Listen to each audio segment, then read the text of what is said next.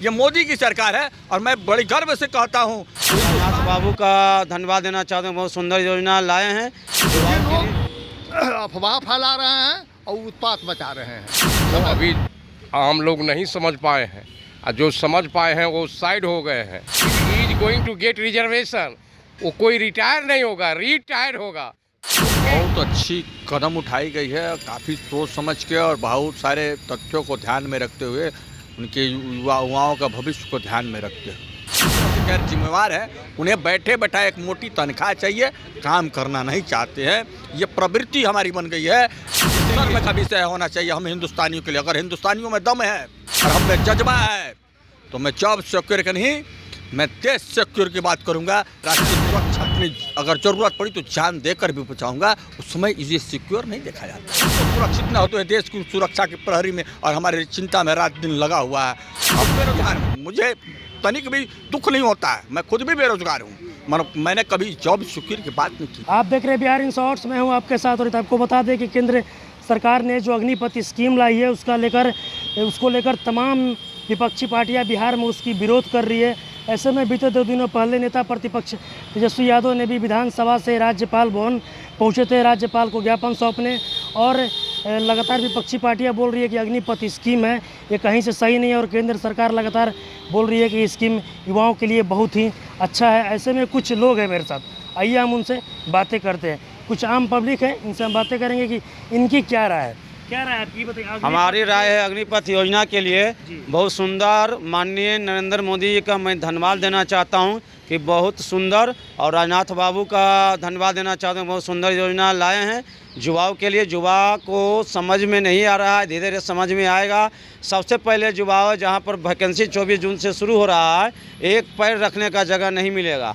युवाओं के लिए बहुत बेहतरीन है, हंसते खेलते बीत जाता है। लेकिन 21 वर्ष में जो उनका रिटायरमेंट होगा तो 21 लाख रुपया 22 लाख रुपया उनको 11 लाख रुपये 11 लाख रुपया मिलेगा एक पूंजी के रूप में।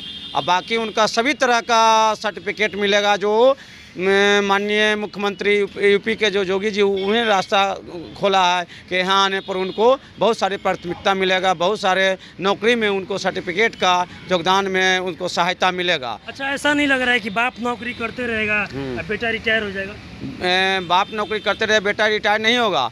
23 साल नहीं 21 साल के रिटायर होने के बाद उसको अच्छा जॉब पहला नंबर तो उसको पढ़ने वाला सर्टिफिकेट मिल जाएगा। इंटर का, बिना इंटर किए हुए इंटर का सर्टिफिकेट मिल जाएगा, ग्रेजुएशन का मिल जाएगा। और फिर उस पर इंटर ग्रेजुएशन का सर्टिफिकेट नहीं मिल रहा है। इंटर का मिल रहा है नहीं, 10% आरक्षण मिल रहा है। 10% आरक्षण के आधार पर वो मिलेगा, 10% आरक्षण मिलेगा, उस पर बहुत बड़ा लाभ मिलेगा। अच्छा, आपको क्या लगता है कि मतलब जो 4 साल की नौकरी है 23 साल बाद युवा को रिटायर कर देगा, 23 साल के बाद युवा बूढ़ा हो जाएगा? 23 साल युवा बूढ़ा नहीं होगा, उसको अलग अलग क्षेत्र में और रास्ता खुलेगा और उनको अपनी प्रतिभा दिखाने का मौका मिलेगा। और भी कुछ आम लोग हैं, हम उनसे भी बातें करेंगे। अच्छा, ये सब क्या बात कर रहे हैं? माने कि आप जैसे आओ अफवाह फैला रहे हैं, आप ही मीडिया होकर के आप कह रहे हैं कि इससे युवा बने, आप जो बात प्रश्न कर रहे हैं। नहीं, जो ये स्कीम आया हम उसके बारे में। वह स्कीम बहुत अच्छी स्कीम है। नरेंद्र मोदी भारत सरकार जो भी स्कीम ला रही है वो राष्ट्रहित में है, समाज हित में है, जनहित में है। हाँ, एक लाइन में मैं कह रहा हूँ। इसमें विरोधी लोग अफवाह फैला रहे हैं और उत्पात मचा रहे हैं, समझे ना। उनको विकास से, राष्ट्र से लेना देना नहीं है, उनको अपनी कुर्सी से मतलब है ना। यही बात है। नरेंद्र मोदी जो भी काम कर रहे हैं, जो भी भारत सरकार कर रही है, वो भारत सरकार जनहित में और किसान के हित में, युवा के हित में कर रही है। इसमें कोई दो मत नहीं है। चलिए ठीक है, आप बतलाइए। तो ये अग्निपथ स्कीम आई है, वो मतलब आप आम नागरिक हैं, उसको कैसे देखते हैं, कैसा स्कीम है? तमाम उसका विपक्षी पार्टियां विरोध करता है और केंद्र सरकार उसकी उपलब्धि गिनाने में। अग्निपथ योजना भारत सरकार द्वारा जो लाई गई है, इसको अभी आम लोग नहीं समझ पाए हैं और जो समझ पाए हैं वो साइड हो गए हैं। विपक्षी को एक मौका भले मिल गया है, लेकिन आम लोग अब समझ रहे हैं, इसीलिए लोग साइड हो रहे हैं। हर लोग इसका समर्थन कर रहे हैं। इसमें यह पब्लिक के इंटरेस्ट में है, यूथ के इंटरेस्ट में है, स्टेट के हित में है, देश के हित में है। कहीं भी इसमें कन्फ्यूजन नहीं है। जो कन्फ्यूजन में पड़े हुए आइए और बैठ करके समझिए इस बात को कि अग्निपथ योजना क्या है। जनता को बरगला रहने का प्रयास ये लोग कर रहे हैं, लेकिन बरगला नहीं पाएंगे। अच्छा, 23 साल बाद युवा को रिटायर कर दिया जाएगा, 4 साल के बाद रिटायर नहीं कर दिया जाएगा। उनके टैलेंट को निखरने के लिए फिर मौका मिलेगा। He will get occasion. वो अपने टैलेंट को निखारने के लिए, अपनी प्रतिभा को निखारने के लिए उनको मौका मिलेगा। अच्छा, ऐसा नहीं लगेगा कि बाप नौकरी करते रहेगा, बेटा रिटायर हो जाएगा? और उनको मौका मिलेगा। कई जगह जो कई संस्थाएं हैं जो स्टेट के हित में, स्टेट में केंद्र सरकार आरक्षण दे रही है, स्टेट के अंडर में है, he is going to get reservation. वो कोई रिटायर नहीं होगा, रिटायर होगा।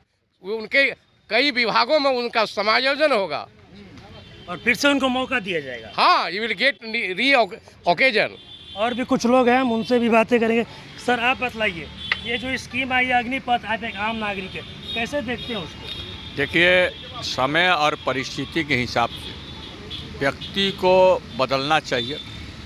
और जहाँ तक इस गवर्नमेंट की बात है, वो बहुत अच्छी कदम उठाई गई है। काफ़ी सोच समझ के और बहुत सारे तथ्यों को ध्यान में रखते हुए, उनके युवाओं का भविष्य को ध्यान में रखते हुए अब हम बुद्धिजीवियों का, यहाँ के युवाओं का एक कर्तव्य बनता है कि हम भ्रम में ना रहें, पूरी तथ्य की जानकारी लें और तब इस पर रही बात रिटायरमेंट की बात और भविष्य की सुरक्षित होने की बात, तो मैं एक ही चीज़ आग्रह करूंगा, बड़ा स्पष्ट बोलते हुए मैं बेबाक शब्दों में बताना चाहूँगा कि ये व्यक्तिगत तौर पे मैं कमेंट नहीं कर रहा हूँ। ये पूरे कई समाचार पत्रों का सर्वे रिपोर्ट, मीडिया आप ही लोग का सर्वे रिपोर्ट बताता है कि हिंदुस्तान में लोग जॉब सिक्योर के लिए चिंतित तो हैं, पर अपने कर्तव्य को निर्वहन के लिए सिक्योर नहीं, अनसिक्योर है, पूरी तरह से गैर जिम्मेवार है। उन्हें बैठे बैठा एक मोटी तनख्वाह चाहिए, काम करना नहीं चाहते हैं। ये प्रवृत्ति हमारी बन गई है, इसीलिए हिंदुस्तान की तरक्की काफ़ी हद तक प्रभावित होती है। और इसके लिए सिर्फ हमारी मानसिकता जिम्मेवार है, कोई पॉलिटिकल व्यक्ति और अफसर और कर्मी ही नहीं। मानसिकता को बदलने की आवश्यकता है। मैं पूछना चाहता हूँ कि जितने भी विकसित राष्ट्र हैं, अमेरिका, फ्रांस, जर्मनी, जो भी, इंग्लैंड, वहाँ क्या जॉब सिक्योर की बात कभी होती है क्या? मुझे 4 साल के बाद जो युवा रिटायर, नहीं, मैं उसी बिंदु पे आ रहा हूँ। वहाँ जॉब सिक्योर की बात होती है क्या? क्या वो हमसे आगे नहीं है? हमें शर्म आनी चाहिए कि जॉब सिक्योर के नाम पे हम अपने परिवार को, खुद को, अपने समाज को पंगु बना रखे हैं।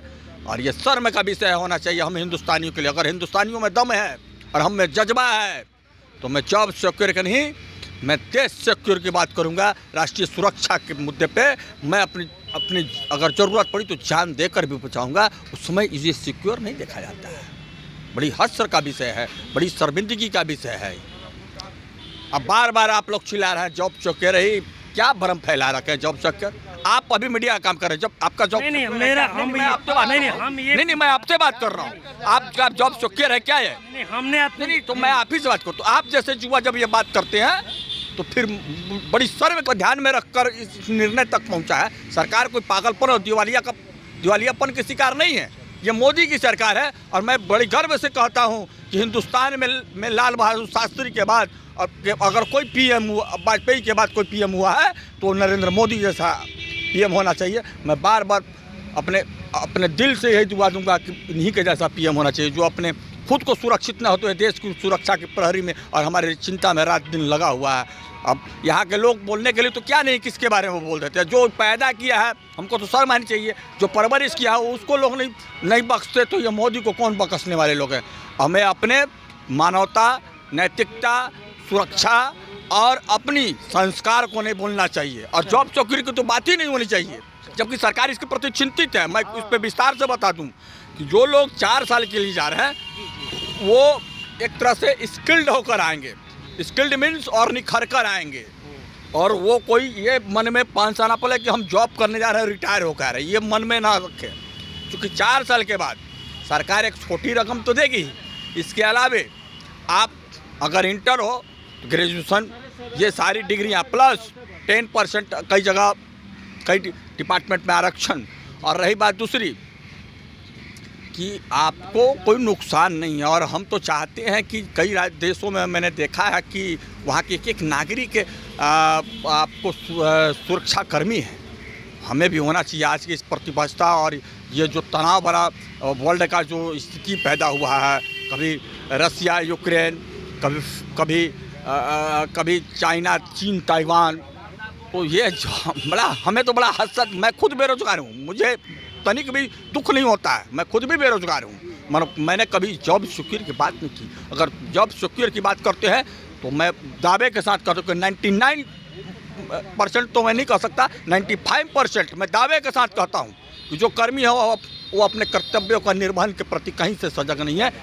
तो अभी आपने सुना, ये आम पब्लिक का साफ तौर पे कहना है कि केंद्र सरकार ने जो भी स्कीम लाई है वो स्कीम युवाओं के लिए बहुत अच्छा, और जो भी विपक्षी पार्टियां इसका विरोध कर रही है वो अपना रोटी सेकने का काम कर रही है। और इनका ये भी कहना है कि 4 साल के बाद जो युवा वहाँ से निकल कर आएंगे वो पूरी तरह से स्किल्ड होकर आएंगे, और वहाँ से आने के बाद उनको जो 10% आरक्षण दिया गया है उसमें फिर से वो नौकरी कर पाएंगे। ऐसी ही तमाम खबरों के साथ मेरे साथ जुड़े रहें, तब तक के लिए धन्यवाद।